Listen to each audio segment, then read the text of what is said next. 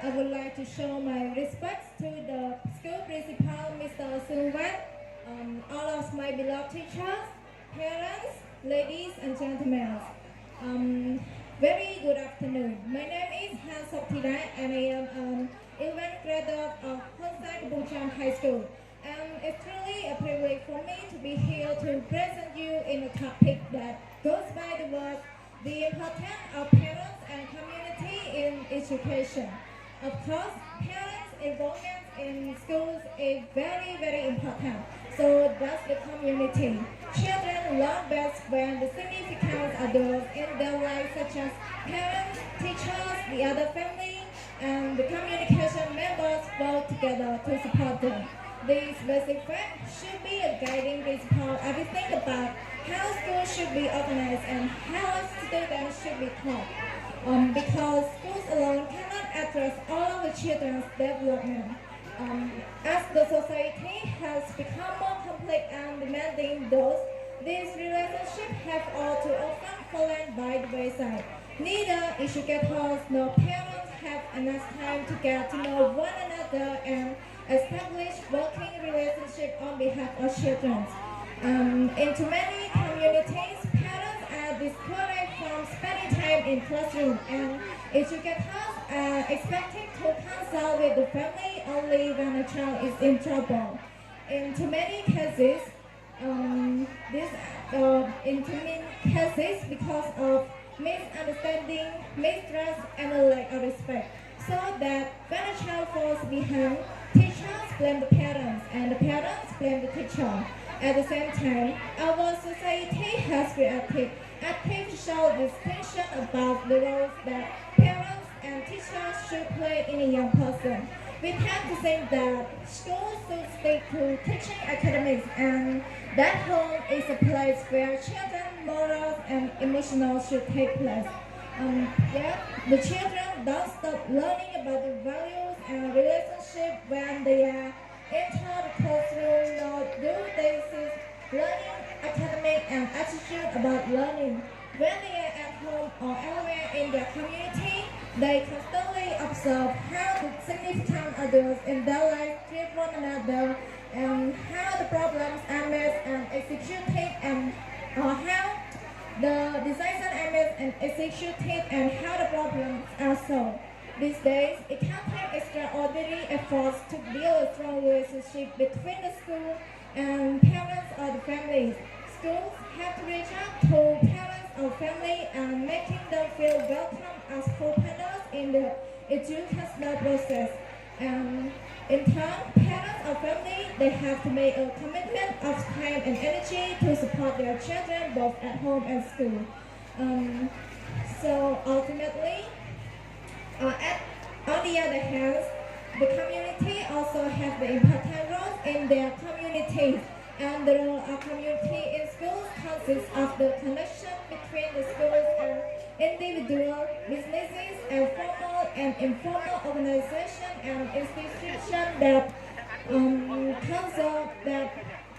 that can leverage the community resources and assist students in achieving positive outcomes.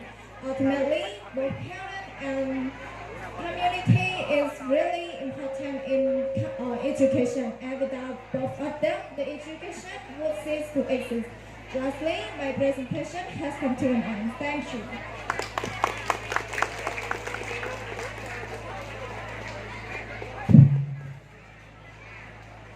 Okay, thank you, Sister Tida. They're both talented and really good at speaking English. So now, without wasting any further time, let's move on to our last presenter. Please welcome Sister So Darwin.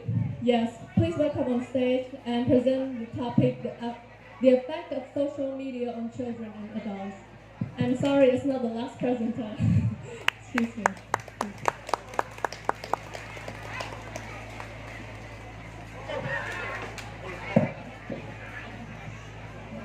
Bạn nó khom thế này.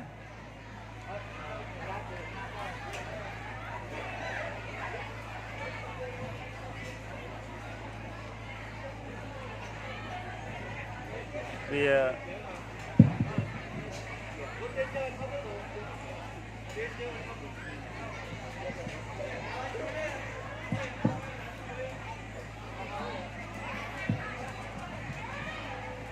Đọ mày đọ sao nó mày đọ đọ vào kiểu sao nó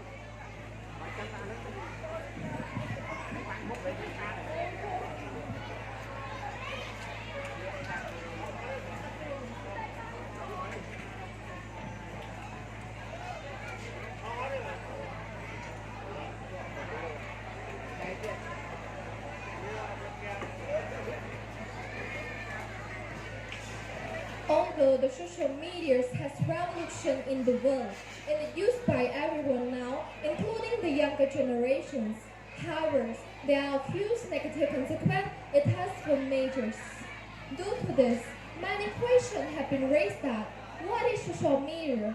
Why it's so important to all of us? And finally, what are the effects of social media on children and adults?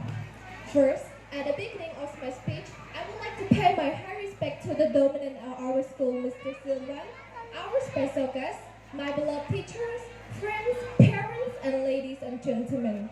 Good afternoon, everyone. My name is Sam Sodavin, and I am the bank director at Kampong Cham High School. Today, I can say that it is truly a golden opportunity for me to be here and praising you in a topic that goes by the word, the effects of social media on children and adults. Before going deep to the topic, I would like to define the term of the word social media first. So, according to Oxford Dictionary, social media refers to the series of information and communication between people on the internet or using mobile device. So basically, the discussion today is about what will change after a large number of children and adults start to communicate through social media. Honestly, I just want to ask all of you a few questions first. So, do you know how many kids and teenagers using social media platforms like Facebook, Instagram, YouTube, or TikTok?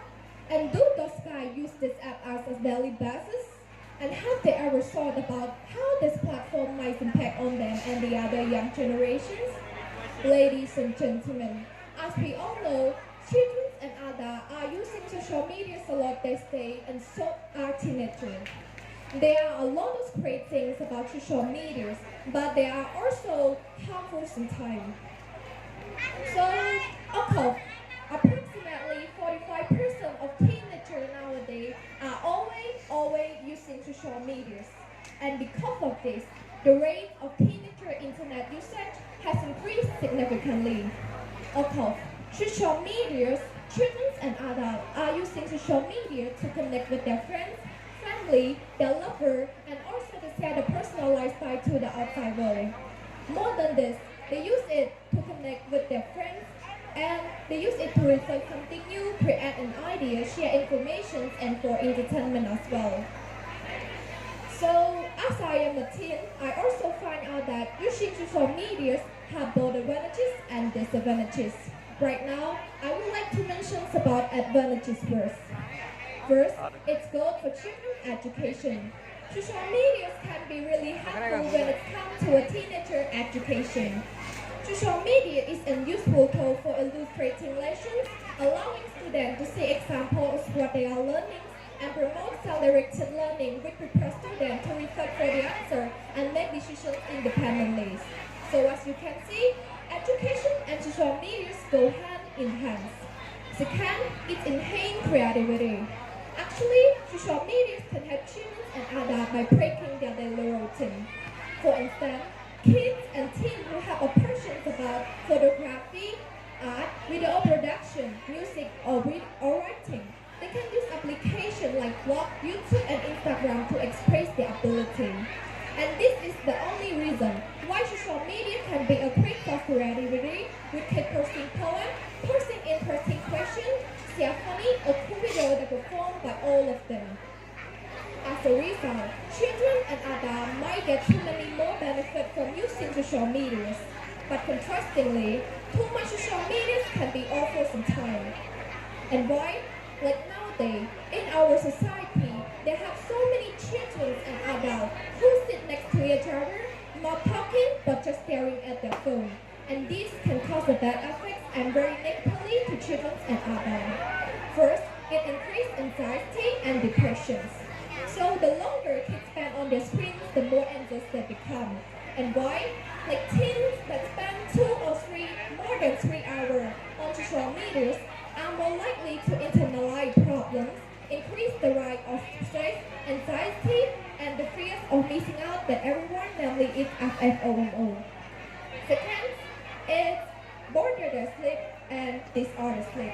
So using social media while they are sleeping, it can disturb the sleep, including like difficult to relax, stay asleep, and fall asleep.